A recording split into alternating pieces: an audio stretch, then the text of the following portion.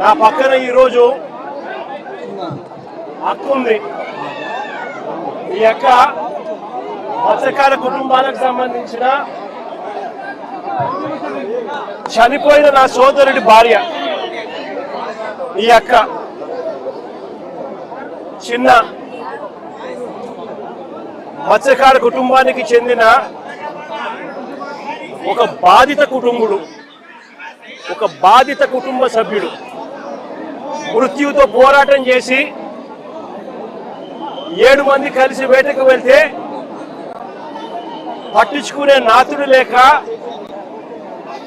Boat క్యాప్సైజ్ అవుతే 20 గంటల పైచిలకు సముద్రంలో యుద్ధం చేసి మిగిలిన 6 మంది చనిపోతే కేవలం ఒకే ఒకడు బాధితుడు, ఒకడు మాత్రం బతికినాడు. చిన్న ఇంకొక అక్క ఇంకొక బాధితురాలకు సంబంధించిన భార్య. పెద్దమ్మా, వీళ్ళందరూ ఈరోజు వీళ్ళందరూ కూడా ఈరోజు ఎందుకు మీడియా ముందర నిలబడ్డారు, ఎందుకు వీళ్ళందరూ కూడా జరిగిన అన్యాయానికి గొంతు విప్పి మీడియా ద్వారా వాళ్ళ బాధను తెలియజేసే కార్యక్రమం ఎందుకు చేస్తా ఉన్నారు అన్నది మానవతా దృక్పథంతో ప్రతి ఒక్కరూ కూడా ఆలోచన చేయాలి. నేను అడుగుతా ఉన్నాను, ఇదే ప్రభుత్వం జరిగిన ఘటనను ఒకసారి చూస్తే, జరిగిన విషయాలను ఒకసారి గమనిస్తే అసలు ప్రభుత్వం అన్నది ఎంత అన్యాయంగా బిహేవ్ చేసింది, మానవత్వం అన్నది లేకుండా ఎలా బిహేవ్ చేసింది అన్నదానికి ఈ ఉదాహరణ ఒక అద్దం పడుతుంది. జూలై 1వ తారీఖున చిన్న తనతో పాటు మరో 6 మంది, అంటే మొత్తం 7 మంది కలిసి వేటకు బయలుదేరినారు. తన బోట్లు వేట కూడా బోటు క్యాప్సైజ్ అయ్యే ప్రదేశం వచ్చేసరికి కేవలం 10 మైళ్ళు విశాఖపట్నం గంగవరం పోర్టు నుంచి గంగవరం పోర్టు ఇక్కడ నుంచి కేవలం 10 మైళ్ళ దూరంలోనే ఈ క్యాప్సైజ్ జరిగింది, ఈ బోటు ఘటన జరిగింది. 2 గంటల జూలై 1వ తారీఖున తాను వేటకు పోయి జూలై 4వ తారీఖున, అంటే 3 రోజుల తర్వాత జూలై 4వ తారీఖున చిన్న తాను ఫోన్ చేసి 2:31 ఇది తన కాల్ డేటా. తన ఫోన్ నుంచి తాను ఎవరికి ఫోన్ చేశాడు అని చెప్తా ఉన్న కాల్ డేటా, తన ఫోన్ కాల్ డేటా తన మేనల్లుడు గురునాథకు జూలై 4వ తారీఖున 2:31 తాను ఫోన్ చేసి మరో గంటలో ఇంటికి వస్తున్నాను అని తాను చెప్పాడు. అంటే వేట అయిపోయింది, దేవుడి దయతో చేపలు కూడా పుష్కలంగానే పడ్డాయి, మరో గంటలో నేను ఇంటికి చేరుకుంటాను అని చెప్పి తన మేనల్లుడికి ఫోన్ చేశాడు. దురదృష్టవశాత్తు తాను ఫోన్ చేసిన కొద్దిసేపటికే తీవ్రమైన అలలతో బోటు క్యాప్సైజ్ అయింది, బోటు మునిగింది. బోటు మునిగితే వీళ్ళంతా కూడా అక్కడ టెలిఫోన్లు అక్కడికి సముద్రంలోకి పడిపోవడం, నీళ్ళలోకి అవి నీళ్ళమయం కావడం, వీళ్ళంతా బోటు పైకి ఎక్కడం, బోటు మీద వీళ్ళ హృదయ విదారమైన గాథ అక్కడ స్టార్ట్. పట్టించుకునేవాడు లేడు, ఎవరూ లేరు.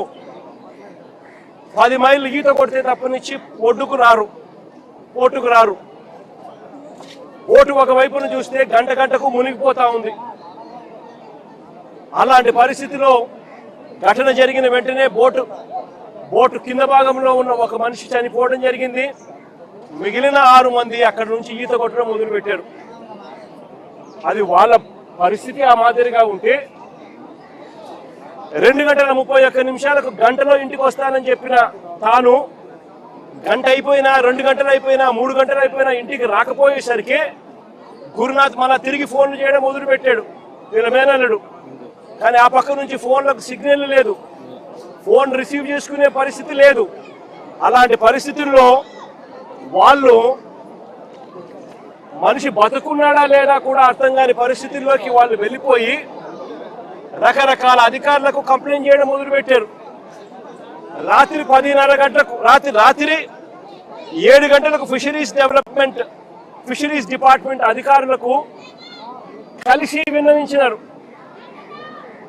7 గంటల సమయంలో ఫిషరీస్ డిపార్ట్మెంట్ అధికారులు ఎవరు కూడా స్పందించని పరిస్థితి అక్కడ కనపడేసరికి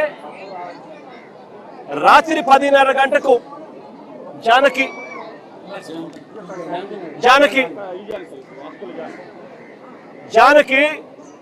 కలెక్టర్లకు, సిఐకి, కలెక్టర్కి, మెరైన్ సిఐకి ఇద్దరికి కూడా తాను మెసేజ్ పెట్టాడు.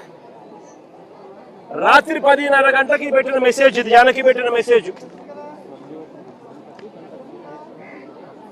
This is Janaki Vasupalli, so and so 8 members of fishermen missed along with fishing boat. Request to please pursue the search operation near Gangavaram coast.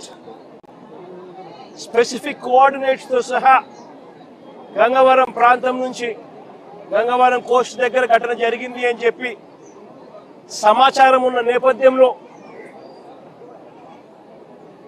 Gurunath దగ్గర నుంచి ఇన్ఫర్మేషన్, కుటుంబ సభ్యుల దగ్గర నుంచి ఇన్ఫర్మేషన్, ఇవన్నీ క్రోడీకరించి కలెక్టర్కు, సిఐకి, మెరైన్ సిఐకు తాను పెట్టిన మెసేజ్లు. ఇది మెరైన్ సిఐ సేమ్ అదే మెసేజ్ మళ్ళా పెట్టాడు కలెక్టర్ కాకుండా మెరైన్ సిఐకి. Request for coast guard search operation, families worried, kindly help sir. ఇవన్నీ మెసేజ్లు పెట్టిన తర్వాత మనం ఏమైనా కూడా ఏం ఎక్స్పెక్ట్ చేస్తాము? విశాఖపట్నం ఇక్కడే ఉంది. విశాఖపట్నం ఇక్కడే ఉంది అని అంటే దాని అర్థం ఏంది? Visakhapatnam eastern naval command head quarters. Visakhapatnam eastern naval command head quarters అంటే ఇక్కడే విశాఖపట్నంలో నేవీ ఉంది, విశాఖపట్నంలో కోస్ట్ గార్డ్ ఉన్నారు, విశాఖపట్నంలో హెలికాప్టర్లు ఉన్నాయి, విశాఖపట్నంలో కలెక్టర్లు ఉన్నారు, విశాఖపట్నంలో కమిషనర్లు ఉన్నారు, పోలీస్ కమిషనర్లు కూడా ఉన్నారు.